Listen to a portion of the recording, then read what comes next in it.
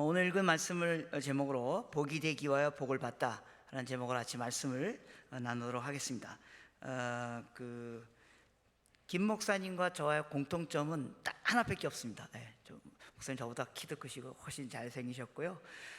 딱 한 가지가 있습니다. 말을 빨리 한다는 겁니다. 그래서 제가 이렇게 새로운 교회 가면 제가 굉장히 이렇게 아주 억누르거든요. 천천히 하려고 억누르는데, 지난 퍼스펙트 와가지고 제가 그래서 이제 처음 시작할 때 제가 말이 좀 빠릅니다. 그러니까 성도들이 아주 갑자기 얼굴이 환해지시는 거예요. 그래서 왜 그럴까 그랬더니 목사님이 말이 빠르시구나 물어보니까 그렇다 그래서 제가 마음 놓고 이렇게 안심하게 제 페이스대로 설교해도 여러분들이 이렇게 특별히 어렵지 않지 않을까 하는 생각이 들었습니다. 여러분, 성경에서 나오는 첫 번째 신학적인 단어가 있습니다. 그게 뭔지 아십니까? 바로 복이라는 단어입니다.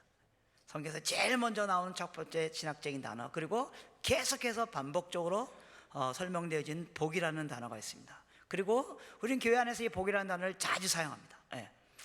그러나 또 거기에는 또 너무 자주 사용하기 때문에 복이라는 단어가 갖는 진정한 의미를 잘 모를 경우도 있습니다. 오늘은 복이라는 무엇인가, 우리가 어떻게 복을 받았는가, 우리가 복이 된다는 말은 무슨 말인가, 우리 오늘 본문의 말씀을 통해서 같이 나누기로 합니다. 그럼 하나님은 이 세상을 복 주시기 위해 창조하셨습니다. 창세기 1장에 하나님께서 세상을 창조하시고 복을 주어 이르사되 생육하고 번성하고 땅에 충만하라. 또 인간들을 창조하시고 복을 주어 이르사되 세상을 다스리라. 그래서 복이라는 말은 하나님께서 이 세상을 향하여 바라보셨던 하나님의 그 개념 중에 아주 중요한 개념입니다. 하나님은 왜 우리에게 복을 주실까요? 하나님 왜 우리에게 복을 주실까요? 왜 그런지 아십니까? 하나님이 원래 그런 분입니다. 하나님 원래 복 주시길 좋아하시는 분입니다. 그럼 하나님은 보통 어떤 분입니까? 하나님은 전지하시고 전능하시고 무조부재하시고, 그래서 하나님은 전지하시고 전능하신 분인데요, 전지하시고 전능하신 분은 반드시 좋은 분이어야만 합니다. 만일 전지하시고 전능하신 모든 걸 알고 모든 걸 행하실 수 있는 어떤 분이 있어요. 근데 그분이요, 모든 걸 알고 모든 걸 행하실 수 있는데 그분이 신경질이 많으셔. 그럼 큰일 납니다. 모든 걸 알고 모든 걸 행하실 수 있는데 그분이 저와 여러분처럼 가끔가다만 나쁜 생각이 이게 툭툭 튀어올라. 그러면 큰일 납니다. 하나님은 절대 나쁜 생각을 하실 수 없는 분입니다. 하나님 절대적으로 좋으신 분입니다. 그런 분이 전능하시고 전지하신 분이어야만 한다는 겁니다. 그래서 하나님이 이 세상을 창조하실 때 좋게 창조하셨습니다. 그래서 창세기 1장에 하나님 매번 창조가 끝날 때마다 하나님이 하루하루의 창조가 끝날 때마다 하나님이 하셨던 말이 있습니다. 하나님 뭐라고 하셨습니까? 보시기에 좋았더라. This is good. 그래서 하나님 이 세상을 좋게 창조하셨다는 겁니다. 좋음이란 말은 다양한 의미가 포함되어 있습니다. 좋음, 거기에는 아름다움, 온전함, 사랑, 그리고 아주 부드러움, 좋음. 여러분, 좋음이라는 단어 속에 좋음이라는 말을 하면 딱 떠오르는 그런 어떤 개념들이 있지 않습니까? 여러분, 단어는 생각의 집입니다. 그래서 어떤 단어를 쓴다는 말은 어떤 생각을 하겠다는 말이죠. 여러분, 좋다, 좋음, 좋다라는 단어를 쓰면서 나쁜 생각을 할 수 없습니다. 와, 좋다, 와, 아름답다. 그래서 하나님 이 세상을 그렇게 창조하셨다는 겁니다. 좋게. 그리고 하나님 이 세상을 좋고 아름답고 멋지게 창조하셨다는 것에 대한 신학적 단어가 바로 복이라는 단어입니다.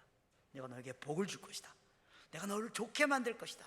그래서 하나님 이 세상을 너무나 좋고 아름답고 멋지고 최고의 것으로, 풍요롭고 충만하고 그런 것으로 만드셨다는 겁니다.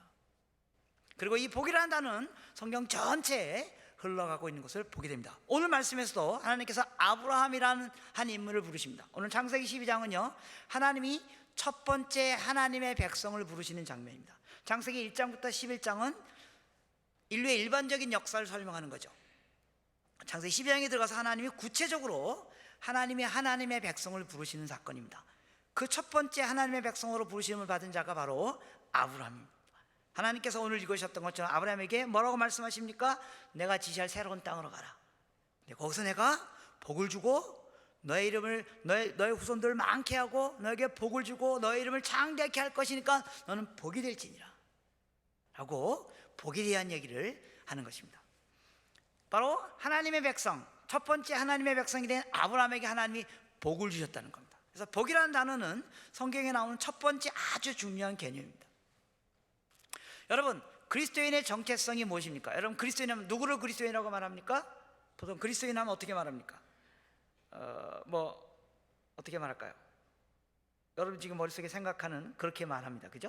무슨 생각을 지금 하고 아침에 너무 갑자기 일찍 오셔가지고 잠이 덜 깨셨을지도 모르겠지만, 그리스도인 그럼 보통 우리 이렇게 말합니다. 이 세상에 살다가 하나님의 은혜로 예수 믿고 구원받고, 그 다음에 하나님의 도우심으로 기도할 때마다 주께서 응답하시고 이 세상에 복을 주시고 복을 받고 살다가, 그리고 하나님의 백성으로 살다가 주님 열심히 섬겨 살다가 나중에 죽어서 천국에도 가는 그런 영원한 영생의 자리를 허락받은 자들을 그리스도인이라고 말합니다. 맞습니까? 틀립니까? 네, 맞을 수도 있고 틀릴 수도 있습니다. 성경에서 첫 번째 하나님의 백성이 된 아브라함에게 하나님이 아브라함에게 주신 정체성이 뭡니까? 이렇게 말합니다. 오늘 본문의 2절에 보면 내가 너로 큰 민족을 이루어 내게 복을 주어 내 이름을 창대케 하리 너는 복이 될지니라. 내가 복을 줄 테니까 너는 복이 될지니라. 여기서 내가 너에게 복을 줄 것이라는 것은 누가 하는 일이에요? 하나님이 하시는 일입니다. 그리고 너가 복이 될지니라는 것은 누가 해야 할 일이라는 겁니까? 아브라함이 해야 할 일이라는 겁니다. 그래서 그리스도인이 누구냐라고 말했을 때 그리스도는 복을 받고 이 세상에 구원받고 천국에까지 가는 것이 그리스도인입니다라고 말할 수도 있지만, 그거는 그리스도인의 정체성이 아니라 그리스도인들에게 주어지는 복이라는 겁니다. 그게 정체성이 아닙니다. 그건 그리스도인에게 주어지는 복이라는 겁니다. 그럼 그리스도인의 정체성은 뭐예요? 하나님이 뭐가 된다고요? 복이 될지니라. 그러니까 그리스도의 정체성이 예수 믿고 구원받고 천국 가는 것이 그리스도의 정체성일 수도 있지만, 엄밀한 의미에서는 그건 그리스도의 정체성이 아니라 그리스도인이 된 사람들에게 주어지는 하나님의 복이라는 겁니다. 우리에게 주어진 복이 우리가 구원받고 천국의 영원한 복을 누릴 수 있는 그 일이 우리에게 주어졌다는 겁니다. 그것이 우리에게 주어진 복이고, 그럼 너는 뭐가 될 거냐? 넌 복이 돼야 된다는 겁니다. 그러니까 하나님 우리에게 복을 주실 것이고, 그건 우리가 하나님께서 받은 축복이고, 그 대신 너는 뭐가 돼야 되냐면 복이 돼야 된다는 겁니다. 그래서 그리스도의 정체성은 엄밀히 말하면 복을 받는 것이 아니라 복이 되는 존재가 되는 거라는 겁니다. 이것을 이해하는 게 기독교 교리에 아주 중요해요. 많은 경우 그리스도의 정체성이 무엇입니까? 라고 말할 때 우리가 복을 받고 구원받고 천국까지 가는 것을, 그런 축복을 누리는 자들입니다. 맞는 얘기지만 그건 정체성이 아니라 우리에게 주어지는 축복입니다. 만일 예수 믿는 사람들의 정체성이 이 세상에 복을 받고 구원받고 그리고 세상에 살면서 하나님의 큰 축복을 누리고 천국까지 가는 것이 그리스도의 정체성이라면, 그리스도인이 이 세상에서 가장 이기적인 집단입니다. 여러분, 세상 사람들은요 이 세상에서 살면서 복을 받는 것에만 관심이 있습니다. 우리는 이 세상에서도 복을 받고 천국에까지 가서 복을 받겠대. 이거 다른 사람들이 보면요 굉장히 이기적인 집단입니다. 그래서 그렇게 기독교인들 정의하면 그렇게 들릴 거라는 겁니다. 성경에서 말하는 하나님의 백성의 정체성은 무엇입니까? 복을 받은 그들이 뭐가 되어야 되냐면 복이 되어야 된다는 것입니다. 이것이 우리가 갖고 있는 한글 개역 성경에 보면 이렇게 표현되어 있습니다. 내가 너를 큰 민족을 이루고 너에게 복을 주어 너 이름을 창대케 하니 너는 복의 근원이 될지니라. 뭐가 될지니라. 이게 우리의 정체성이라는 겁니다. 복을 받는 것 정도 아니라 복의 근원이 되는 것, 복의 통로가 되는 것, 복이 흘러가는 통로가 되는 것, 그게 우리의 정체성이라는 겁니다. 이 개념 우리가 갖고 있는 일은 매우 중요합니다. 하나님은 아브라함에게 결국 하나님의 백성을 통해서 뭘 하기를 원하시냐면, 그래서 우리가 복의 통로가 돼서 어떤 일이 일어나겠다는 겁니까? 3절에 보니까 너를 축복하는 자에게 내가 복을 내리고 너를 저주한 자를 내가 저주하리니 땅의 모든 족속이 너로 말미암아 복을 얻게 할 것이다. 땅의 모든 족속이 너로 말미암아 복을 얻게 할 것이다. 그래서 우리의 정체성이 무엇이냐면, 우리로 말미암아 땅의 모든 족속이 복을 얻게 되는 일을 하는 자들이 우리 그리스도인의 정체성이다. 예수 믿고 구원받고 천국 가는 것이 우리의 정체성이 아니라 그것은 하나님이 우리에게 주신 선물이고요, 우리의 정체성은 이 하나님의 선물이 모든 민족 가운데까지 알려지게 하는 것, 그게 바로 우리의 정체성이라는 겁니다. 기독교는 여기서부터 출발합니다. 이게 기독교의 정체성입니다. 오늘 하나님께서 아브라함에게 그것을 설명하기 위해서 사실은 구약성경을 쓴 겁니다. 구약성경 전체는 하나님이 이스라엘 백성들에게 너희가 누구냐? 너희가 나의 백성인데 너희가 누구냐? 나의 백성이 뭐 하는 사람들이냐? 그걸 설명하는 겁니다. 이사야서 47장 6절에 보면 하나님께서 이스라엘 백성에 이렇게 얘기합니다. 내가 야곱의 지파를 일으키며 이스라엘 중에 돌아올 보존된 자들을 돌아오게 할 것은 오히려 쉬운 일이라. 하나님 이스라엘 백성에 뭐라고 얘기하는 줄 아십니까? 내가 너희를 구원하는 것은 내가 너에게 하려고 했던 일 중에 제일 쉬운 일이다. 내가 너희를 통하여 정말 하고 싶은 일이 뭐냐? 내가 너에게 주는 정체성이 뭐냐? 내가 너희를 이방 가운데 빛을 삼아 나의 구원을 땅 끝까지 이르게 할 것이다. 그래서 하나님의 목적은 저와 여러분을 구원하는 게 아닙니다. 하나님의 목적은 온 세상을 구원하는 것입니다. 하나님은 저와 여러분을 구원하신 게 아닙니다. 하나님은 이 세상을, 온 세상을 구원하신 겁니다. 그리고 우리가 그 가운데 있는 겁니다. 우리가 성경을 너무 우리 중심적으로 봅니다. 내가 어떻게 구원받고, 내가 어떻게 하고, 내가 어떻게 복을 받고, 내가 어떻게 하고, 내가 어떻게, 예, 맞는 얘기입니다. 그런 얘기 있습니다. 성경을 하나님 중심적으로 봐야 됩니다. 하나님은 무엇을 하길 원하시는가? 하나님 뭘 하길 원하시냐면요, 하나님 우리를 통하여 온 세상을 구원하길 원하신다는 겁니다. 그래서 우리는 내가 무엇으로부터 구원받았는가를 생각하는 일도 매우 중요합니다. 예, 우리가 무엇으로부터 구원받았습니까? 죄로부터 구원받고, 사망으로부터 구원받고, 하나님의 백성이 되고, 그래서 내가 무엇으로부터 구원받았는가를 생각하는 일도 중요하지만, 내가 무엇을 위하여 구원받았는가? 하나님 우리를 무엇을 위하여 구원하였는가? 우리를 통하여 온 세상을 복주시겠다는 겁니다. 그것이 우리의 정체성이라는 겁니다. 하나님 오늘 본문에서 그 일을 이루기 위해 세 가지 어떤 도구를 사용하십니다. 하나님 아브라함에게 세 가지 얘기를 하십니다. 첫 번째, 내가 내게 지시할 태로는 땅으로 가라. 땅에 대한 얘기를 합니다. 내가 온 세상을 복주시기 위하여 내가 너를 새로운 땅으로 가게 하겠다. 그래서 아브라함이 새로운 땅으로 갔습니다. 그래서 아브라함이 새로운 땅으로 가서 정착한 그 땅이 어느 땅입니까? 가나안 땅입니다. 아브라함은 원래 갈대아 우르 하란 지방에 살고 있었던 사람이었죠. 그래서 그걸 떠나고 그랬습니다. 그 죄악의 땅을 떠나서 가나안 땅으로 갔습니다. 그래서 거기서 정착하고 살게 됐습니다. 그리고 여러분, 구약 성경은요, 이 땅이라는 개념으로 다 설명할 수 있습니다. 구약 성경의 내용이 다 땅에 대한 이야기입니다. 하나님 이스라엘 백성을 가나안 땅으로 가게 했고, 그래서 아브라함이 거기서 정착합니다. 삽니다. 그래서 살다가 가나안 땅에 기근이 임합니다. 그래서 그들이 애굽으로 가게 됩니다. 이게 출애굽기 사건이죠. 애굽으로 들어가는 사건이죠. 애굽에서 또 400년 동안 살다가 다시 가나안 땅으로 오게 됩니다. 그게 레위기, 민수기, 신명기, 그 다음에 그걸 모세오경의 얘기입니다. 그 다음에 가나안 땅에 그들이 삽니다. 사서 거기서 왕국을 형성해서 살고, 사울왕, 그 다음에 뭡니까, 다윗왕, 솔로몬왕, 막 그러다가 그들이 또 우상숭배해가지고 하나님께 쫓겨나서 바벨론으로 갑니다. 그게 성경의 마지막 부분입니다. 뒤에 선지서들의 내용입니다. 그래서 살다가 다시 하나님께서 그들에게 축복을 올려서 다시 가나안 땅으로 돌아옵니다. 포로 갔다가 돌아옵니다. 그죠? 또 거기서 살다가 또 그들이 하나님 또 우상 숭배해가지고 또 쫓겨납니다. 그래서 전 세계로 흩어집니다. 그리고 전 세계로 흩어진 이스라엘 백성의 유일한 목표가 뭔지 아십니까? 그 땅으로 돌아가는 겁니다. 그래서 구약 성경의 내용 전체는 하나님의 아브라함에게 약속하신 그 땅에 가서 살고, 그 땅에서 쫓겨났다가 다시 돌아가고, 또 계속 그 일입니다. 그리고 이스라엘 백성의 유일한 목표는 그 땅으로 돌아가는 땅입니다. 왜 이스라엘 백성들이 그렇게 가나안 땅으로 가려고 그랬을까요? 왜 그들의 기록 전체가 그거에 관한 기록일까요?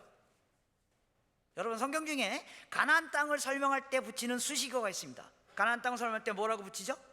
젖과 꿀이 흐르는 땅. 그죠? 그럼 젖과 꿀이 흐르는이라는 그 말은, 젖과 꿀이 흐르는 땅이 가나안 땅이라는 말은 그 땅이 어떤 땅이라는 겁니까?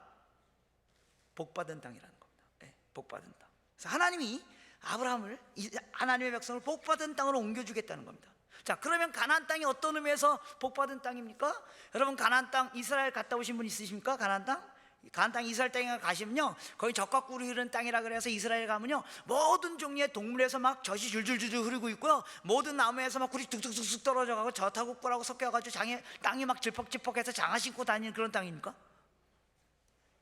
가보신 분들, 예. 거기 사막 땅입니다. 거기가 곡식이 잘 되기는커녕요, 이들이 옛날에 살던 애굽 땅, 거기가 더 곡식이 잘 되는 땅입니다. 그런데 굳이 거기 살고 있던 백성들은 왜 자꾸 가나안 땅으로 오게 했다는 겁니까? 거긴 곡식도 안 되고 사막 땅입니다. 왜 이스라엘 백성들은 가나안 땅에 가는 게 그들의 인생의 목표였습니까? 왜 그런지 아십니까? 거긴 곡식이 잘 되기 때문이 아닙니다. 젖과 꿀이 흐르기 때문이 아닙니다. 어떤 의미에서 거기가 축복의 땅입니까? 구약 성경 전체에서 주님께서 뭐라고 말씀하십니까? 내가 거기에 있겠다는 겁니다. 하나님이 거기에 계시겠다는 겁니다. 너희를 내가 있는 땅으로 오게 할 것이다. 그래서 이스라엘 백성들이 가나안 땅에 딱 들어가면 제일 먼저 하는 일이 뭐예요? 제단을 쌓는 거예요. 그게 하나님 계신 거기 때문에요. 여러분, 우리 인생의 최고의 축복이 뭡니까? 하나님 있는 곳에 가 있는 겁니다. 네. 하나님이 이스라엘 백성에게 그걸 보여줘. 너희를 내가 있는 곳으로 오게 할 것이다. 너희가 나와 함께 하는 것이 축복이다. 그리고 하나님께서 물리적으로 이스라엘 백성들에게 내가 너희 가운데 거하겠다. 그리고 구약 성경에서 하나님이 물리적으로 그 가운데 거한다는 것의 상징적인 그 건물이 뭐예요? 그게 바로 성전이에요. 그래서 이스라엘 백성의 목표가 뭐예요? 가나안 땅에 가서 성전을 짓는 게 그들의 목표였어요. 왜요? 거기 하나님이 계시기 때문에. 우리가 하나님의 계신 곳에 있겠다는 겁니다. 또 하나님은 너희를 내가 있는 곳으로 오게 할 것이다. 성경에서 말한 복의 여러 가지 개념 중에 가장 중요한 복은요, 바로 하나님이 있는 곳에 가는 것입니다. 하나님과 함께하는 것. 내가 너희를 나와 함께할 것이다. 바로 그게 뭐예요? 그게 바로 구원이기 때문에 내가 그것을 너희에게 이룰 것이다. 그래서 구약 성경의 내용이 바로 그걸 상징적으로 보여주는 겁니다. 너희를 내가 있는 곳으로 오게 할 것이다. 그리고 신구약 성경 전체에서 하나님이 어떻게 하시겠다는 겁니까? 마지막 날에 이 땅에 있는 모든 나라, 모든 백성, 모든 민족들을 다 새 예루살렘과 새 땅으로 오게 할 거라는 겁니다. 하나님 있는 곳으로 다 오게 할 거라는 겁니다. 그래서 그들이 하나님의 복을 누리고 하나님과 영원히 함께 거하는 그런 일들이 일어나게 하겠다. 그래서 모든 족속이 다 하나님께 오는 일이 일어나게 될 것이다. 이게 성경의 전체 내용입니다. 두 번째, 하나님께서 아브라함에게 또 내가 너로 큰 민족을 이루겠다. 큰 민족을 이루겠다. 구약 성경은요, 구약 성경의 내용이 뭐예요? 하나님과 이스라엘 백성과의 관계를 설명하는 거잖아요. 구약 성경의 내용 중에 많은 내용이 뭐예요? 사실은요, 이스라엘의 인구가 점점 많아지는 것에 관한 기록이에요. 자, 창세기 12장에 이스라엘 백성 아브라함은 한 사람이었죠. 그리고 창세기가 끝날 때면 아브라함이 이삭을 낳고 이삭이 야곱, 이삭이 요셉 이렇게 쭉 내려가면서, 그래서 창세기가 끝날 때쯤 되면 하나님의 백성인 이스라엘의 아브라함의 백성이 몇 명이 되죠? 70명이 됩니다. 70명. 예, 여러분 이럴 때 대답을 빨리빨리 해주셔야지만 제가 여러분의 이 교회는 성경을 잘 아시는구나 이렇게 압니다. 제가 이렇게 여러 교회 다니거든요. 그래서 제가 이제 다음 주에 어느 교회 가가지고 지난주에 제가 퀸스 장로교회 갔었는데 그분들은 성경을 이렇게 말하거든요. 예, 그러니까 이럴 때 빨리빨리 대답해 주셔야 돼요. 그래서 70명이었습니다. 예, 그래서 그들이 애굽으로 갑니다. 그죠? 기근을 피해서. 그래서 애굽에 가서 400년 동안 살다가 다시 그 땅으로 돌아오면서 출애굽할 때 그 70명이었던 이스라엘 백성이 몇 명이 됩니까? 장정만 60만 명. 할렐루야. 네. 그러니까 한 가정당 60만 명이니까 60만 가정이라는 뜻이죠. 그럼 한 가정당 4명씩만 해도 6, 4, 24, 240만 명이 되는 겁니다. 네, 여러분 출애굽기 1장에 보면 뭐예요? 왜 바로 왕이 이스라엘 백성들을 구박하기 시작합니까? 이스라엘 인구가 늘어나기 때문에요. 그래서 인구가 애굽 사람보다 더 많아질 거라는 겁니다. 그러면 전쟁이 일어나면 자기네가 질 거니까 이스라엘 백성을 죽이는 겁니다. 여러분, 구약 성경의 내용이 뭐냐면요, 이스라엘 인구가 점점 많아지는 것에 관한 기록입니다. 여러분, 구약 성경의 가장 피크가, 이스라엘 역사의 가장 피크가 어느 때였어요? 이스라엘 역사의 가장 피크가 다윗과 솔로몬 때잖아요. 왜 이스라엘 역사의 다윗과 솔로몬 때가 이스라엘 역사의 피크라고 말하는 거예요? 두 가지 일 때문에. 한 가지는 뭐예요? 그때 바로 성전이 지어졌기 때문에요. 이스라엘 피크는요, 영토가 많아지는 게 아닙니다. 군사력이 많아지는 게 아닙니다. 이스라엘 역사의 피크는 바로 성전이 그들 가운데 임하는 겁니다. 뭐예요? 하나님의 임재가 그들 가운데 임하는 겁니다. 여러분 인생의 피크가 어느 때입니까? 여러분, 뭐가 여러분의 인생의 피크가 되기를 원하십니까? 왜? 미국까지 왔으니까 미국 와서 아메리칸 드림을 이루는 그날이 여러분의 인생의 피크입니까? 아니면 여러분 자녀들이 다 시집장가 가가지고 좋은 대학 가고 하고, 그 다음에 좋은 가정을 이루고, 그래서 아이들 다 시집장가 보내고, 그 다음에 여러분들이 은퇴해서 은퇴재건까지 다 만들어 놓고, 그다음에 바닷가에 앉아서 조개 껍질을 줍고 있는 게 여러분 인생의 피크입니까? 뭐가 우리 인생의 피크냐면 하나님이 우리 가운데 거하시는 그 순간입니다. 이게 다윗이 원했던 거예요. 하나님, 나로 말미암아 하나님이 우리 가운데 올 수 있다면 그게 내 인생의 피크입니다. 하나님, 나로 말미암아 우리 민족 가운데 하나님이 거하실 수 있다면 그게 내 인생의 피크입니다. 그래서 다윗과 솔로몬 시대에 그게 일어난 겁니다. 또 다윗과 솔로몬 시대에 무슨 일이 일어나는 줄 아십니까? 열왕기상 3장 8절에 보면 이런 표현이 있습니다. 다윗 시대에 이스라엘 인구가 너무 많아서 셀 수도 없고 가름할 수도 없다. 그러니까 이스라엘의 피크는 이스라엘 인구가 가장 많아졌을 때를 말하는 겁니다. 이게 무슨 뜻입니까? 구약에서 이스라엘 인구가 점점 많아진다는 뜻이 무엇입니까? 여러분, 이스라엘 백성은 누구입니까? 이스라엘 백성이 누구예요? 하나님의 백성입니다. 하나님의 백성이 점점 많아진다는 겁니다. 이게 구약 성경에서 우리에게 보여주는 그림입니다. 그래서 하나님이 마지막 날에 어떻게 하겠다는 거예요? 이 세상에 있는 모든 민족을 다 하나님의 백성 만드시겠다는 겁니다. 내가 너를 말미암아 모든 민족이 복을 얻게 될 것이다. 그래서 구약 성경에 하나님이 아브라함에게 계속해서 반복적으로 창세기 12장, 15장, 17장, 18장, 22장 계속 말씀하십니다. 내가 너희 후손을 크게 할 것이다. 너희 후손들로 말미암아 모든 민족이 복을 얻게 될 것이다. 또 창세기 22장에 하나님께서 놀라운 말씀하시죠. 아브라함에게 너희 후손 가운데 나오는 한 씨로 말미암아, 너희 후손 가운데 나오는 한 사람으로 말미암아 모든 민족이 복을 얻게 될 것이다. 그 한 사람이 누구라는 거예요? 예수님이라는 겁니다. 그래서 예수님이 뭐야? 다윗의 후손, 아브라함의 후손이란 말 하는 이유가 뭐예요? 바로 그 아브라함의 후손 가운데 나오는 한 사람으로 말미암아 모든 민족이 복을 얻게 될 것인 이 하나님의 목적을 그 예수 그리스도 통하여 하나님께서 이루시겠다는 겁니다. 이 그림을 성경에서 계속 보여주는 겁니다.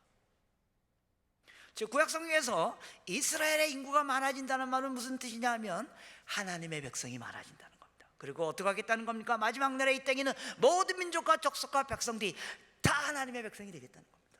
그래서 요한계시록 맨 마지막에 무슨 내용이 나와요? 마지막 날에 무슨 일이 일어난다는 거예요. 요한계시록 7장 9절 10절에 보면 마지막 날에 모든 민족과 족속과 백성과 방언들이, 그래서 방언은 기도할 때 방언을 말하는 게 아니라 언어를 말하는 거예요. 모든 민족과 족속과 백성과 언어들이 다 주님 앞에 나서 하나님을 예배하고 찬양하고 하나님께 경배하는 일이 일어났더라. 이게 성경의 전체 그림입니다. 하나님은 이 일이 일어나기를 원하시는 겁니다.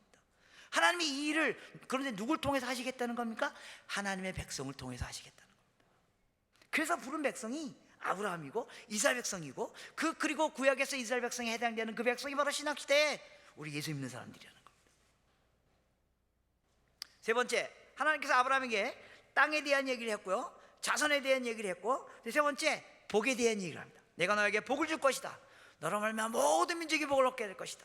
너의 후손들이 복을 받게 될 것이다.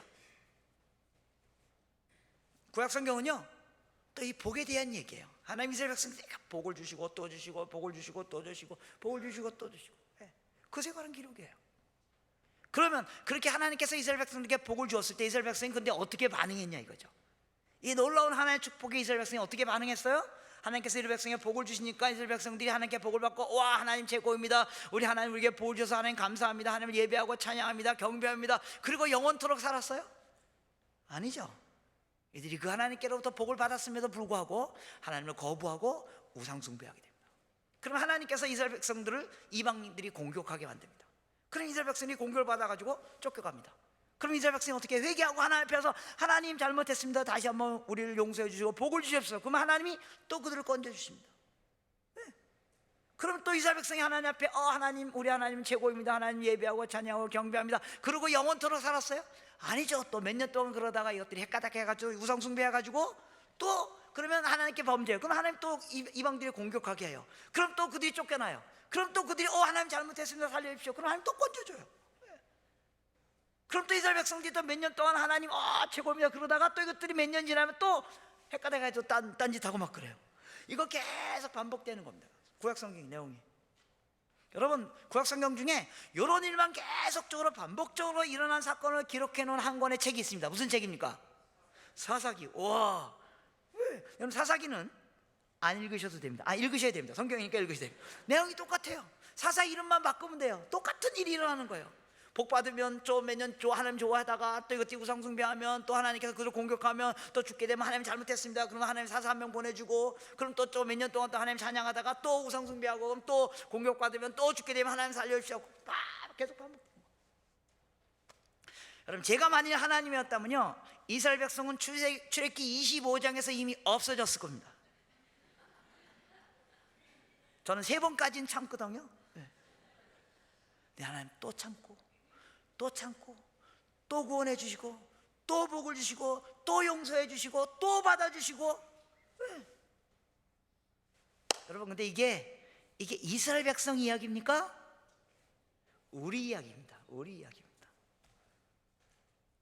여러분 오늘 지금 여기 왜 앉아 계신 줄 아십니까?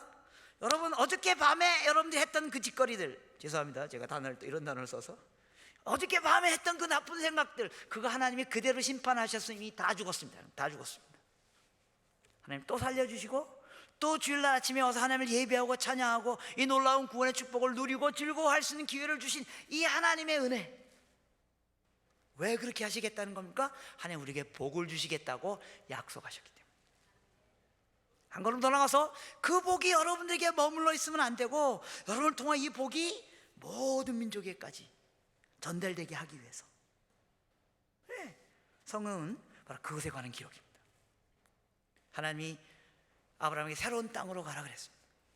그리고 하나님께서 축복하시겠다고, 그리고 너희 민족을 크게 할 거라고. 이 모든 이런 그림들은 바로 하나님이 모든 민족을 복주시기 위한 하나님의 계획입니다. 여러분 인생의 최고의 사건이 무엇입니까? 내 인생의 최고의 기적이 무엇입니까? 내가 구원받은 것입니다. 그런데 하나님이 우리가 뭐라고 선포하십니까? 그건 내가 너에게 하려고 했던 일 중에 제일 쉬운 일이라고요. 내가 너를 통하여 어마어마한 일을 하려고 한다. 내가 너를 통하여 모든 민족이 나를 예배하는 일이 일어나게 할 것이다. 여러분 이 말들이 여러분들에게 더 생생하게 와닿을 겁니다. 왜냐하면 여러분들은 땅을 떠나서 새로운 땅으로 와 있잖아요 지금. 여러분 이 새로운 땅에 와서 온 지 10년 되신 분도 되실 거고, 뭐 30년 되신 분도 되실 거고, 뭐 40년 되신 분도, 아니면 뭐 6개월 전에 오신 분도 있고, 왜 하나님이 나를 새로운 땅으로 가게 하셨을까? 그 새로운 땅에 와서 내가 복을 받는 기회로 삼아야 되겠다. 예, 하나님 그렇게 하실 겁니다. 하나님은 그 정도에서 그치지 않으시겠다는 겁니다. 너희가 새로운 땅으로 가라. 내가 너에게 복을 줄 것이다. 그 정도가 아니라 내가 너를 통하여 모든 민족이 복을 받는 일이 일어나게 할 것이다. 예. 저는요 지난 4월 달에 이 교회에 와가지고 저는 이미 그걸 눈치챘어요. 왜 그런지 아십니까? 여러분 주변에 모든 민족이 와 있기 때문에. 지금 왜 여러분들이 여기 와 있냐면, 여러분 주변에 이 모든 민족에게 그 하나님의 복이 여러분을 통하여 흘러가게 하려고. 성경에서 말하는 복은요, 이런 전체적으로 말하는 이런 개념을 갖고 있습니다. 복은요 말로 이루어지되 성취로 나타납니다. 좀 표현이 좀 어렵지만요, 복은요 말로 하는 겁니다. 근데 그게 성취로 나타나. 왜냐하면 하나님이 복이 있으라 하니까 말씀하시니까 그게 이루어진 것처럼. 그래서 성경에서 복은요 말을 통하여 전달됩니다. 그래서 여러분들 복 받으십시오라는 말을 많이 하셔야 됩니다. 네, 복을 받으십시오. 복을 받으십시오. 그게 여러분 복의 통로가 되는 겁니다. 복을 받으십시오. 복을 받으십시오. 그런 말을 많이. 그래서 우리가 그 말을 하면 복이 정말 이루어진다는 겁니다. 그런데 여러분들이 계속 복 받으십시오라고 말을 했잖아요. 그런데도 왜 사람들이 복을 안 받아요? 왜 안 받냐면요, 여러분들이 아무 생각도 안 하고 그냥 복 받으라고 했기 때문에 아무 일도 안 일어나는 복을 받은 거예요. 예, 이거 아주 중요한 표현입니다. 그래서 여러분 축복할 때요 무슨 생각을 하고 축복하셔야 됩니다.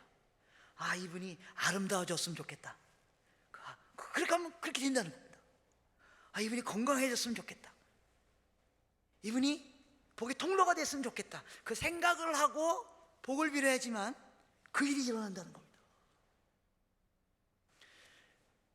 그나마 우리가 복 받으시오라고 할 때 우리가 무슨 생각을 하고 복을 받아요? 되게 두 가지 정도 생각을 하고 복 받으란 말이에요. 두 가지 정도 생각은 뭐예요?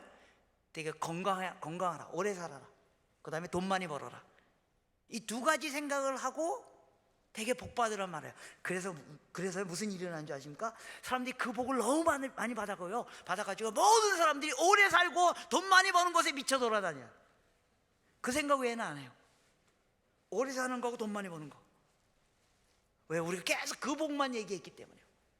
여러분 이제 이런 복도 얘기해야 됩니다. 너희 마음에 평화가 넘치는 복이 일어나길 원한다. 너의 가족이 정말 하나가 되는 복이 일어나길 원한다. 너를 통하여 주변에 있는 사람들이 도움을 받는 복이 일어나길 원한다. 이런 생각을 하고 축복을 해보십시오. 그 일이 일어난다는 겁니다. 여러분 옆에 사람 한번 쳐다보세요. 무슨 복을 빌까? 잠깐 생각하세요. 10초면 생각할 수 있습니다. 뭐 여러분 다 아시는 분이니까. 자, 그 생각을 하고 축복합니다라고 말하십시오. 시작. 네, 그 생각을 하셨습니까? 예, 그럼 그 복이 그에게 나타날 겁니다. 예, 이게 성경의 원리입니다. 이게 성경의 원리입니다. 또 성경에서 말하는 복이 아주 중요한 내용이 뭐예요? 성경은 물질과 그 다음에 건강과 평화로움과 이런 복을 다 이야기해요. 우리가 풍성해지는 거, 축복하는 거, 하나님 우리에게 물질도 허락하셔요. 그래서 그런 생각을 하고 복을 비셔야 돼요. 그러나 성경에서 말하는 가장 큰 축복이 뭐예요? 하나님의 임재예요. 하나님이 우리와 함께 하시는 거예요. 그래서 그 생각을 하고 복을 비셔야 돼요. 형제님, 집사님, 장로님, 목사님, 하나님이 당신의 인생 속에 임하길 원합니다. 그 복을 받으시길 원합니다. 오늘 우리가 주일날 예배드릴 때 하나님이 우리의 삶 속에 다가오는 것을 느끼길 원합니다. 그 복을 비는 일들이 일어나길 원합니다. 첫 번째 복은 말로 이루어지는 것이고요, 복은요 물질 이상의 것이에요. 물질도 축복하셔야 돼요. 그러나 그 이상의 것이에요. 세 번째로 복은요 흘러가는 거예요. 흘러가는 거예요. 복의 잘못된 개념이 뭐예요? 복하면 딱 떠오르는 개념이 뭐예요? 복이 내게 쌓이는 거, 뭐가 내게 쌓이는 거, 돈이 많아지는 거, 뭐 집이 많아지는 거, 뭐 학식이 많아지는 거. 그러나 성경에서 말하는 복은요 흘러가는 거예요. 성경에서 복이라는 말을 쓸 때 늘 썼던 표현이 뭐예요? 흘러가는 거예요. 흘러가는 거예요. 어디까지 흘러간다고요? 모든 민족에게까지, 온 땅까지. 그래서 성경은 하나님이 우리가 복이 되기 위하여 복을 주신다는 겁니다. 우리로부터 복이 흘러가게 하기 위해서 우리가 복을 받는다는 겁니다. 이게 성경의 놀라운 원리입니다. 여러분들이 하나님께 복 받기를 원하십니까? 그렇다면 여러분을 통하여 복이 흘러가게 하십시오. 그럼 하나님이 여러분을 끊임없이 복 주실 것입니다. 그리고 그 복이 땅끝까지. 저는요 지금 선교지에 있지 않습니까? 한국에서 일합니다. 제가 하루에 일어나서 저에게 제일 중요한 사역이 뭔지 아십니까? 좀 죄송한 말씀이지만 오늘 제가 제일 중요한 사역은 여기에서 설교하는 게 아닙니다. 그보다 더 중요한 사역, 이건 두 번째 중요한 사역입니다. 오늘 중요한 사역은 뭔지 아십니까? 내가 아침에 일어나서 다른 민족을 위해서 기도하는 겁니다. 하나님이 그렇게 하면 복을 주시겠다고 하셨기 때문에요. 저는요 저희 가족을 위해서 기도하기 전에 다른 민족을 위해 먼저 기도합니다. 왜요? 하나님이 그렇게 하면 복이 나로 얼마 흘러가게 하시겠다고 하셨기 때문에요. 이게 제가 복 받는 비결입니다. 여러분을 통하여 이 주변에 있는 민족들, 온 세계 민족들이 복을 받기 위하여 하나님이 여러분들에게 복을 주시는 놀라운 축복이 여러분들에게 일어나길 축원합니다. 그래서요 창세기 47장에 보면요 아주 재미나는 사건이 있었습니다. 하나님의 백성의 정체성이 뭐냐면 복을 주는 겁니다. 자기의 현재 위치와 상관없이 복을 주는 겁니다. 창세기 47장에 보면요, 여러분 창세기 47장쯤 되면 무슨 일이 일어나는지 아시죠? 먼저 요셉이 애굽에 갑니다. 그죠? 근데 가나안 땅에 기근이 임해가지고 그 요셉의 동생들이 애굽에 양식을 구하러 갔다가 요셉을 만납니다. 그래가지고 이제 자기 동생인 줄 알게 되고, 그래서 화해가 일어나고, 그래서 요셉이 야곱의 식구 전체를 초대합니다. 그래서 여기 애굽 땅에 와서 사십시오. 그리고 그걸 바로 왕한테 얘기했더니 바로 왕이 그렇게 해라. 요셉이 총리 대신이니까. 그래, 너의 가나안 땅에 있는 너의 아버지와 식구들 다 데리고 와라. 그래서 요셉이 자기 식구를 다 끌고 이제 애굽 땅에 도착했습니다. 그래서 요셉을 만난 겁니다. 자기 아들 요셉을 만난 거죠. 그러니까 이제 요셉이 바로 왕한테, 애굽의 통치자 바로 왕한테 자기 아버지 야곱을 소개하는 장면이 바로 창세기 40장에 나옵니다. 자, 이 장면에서 지금 누가 누구에게 은혜를 베푸는 거예요? 지금 바로 왕이, 그죠? 야곱의 식구들에게 은혜를 베푸는 거예요. 너 거기 기근이 많은데 거기서 피해가지고 여기 와서 고센 땅, 아주 제일 곡식이 잘 되는 고센 땅을 준 거예요. 너 여기서 살아라. 그래서 바로 왕이 야곱의 식구에게, 이스라엘 백성에게 어마어마한 특혜를 베푼 거예요. 그러니까 이게 세상 말로 말하면요, 여러분 갑을관계 아세요? 갑을관계 이런 말 쓰십니까 여기도?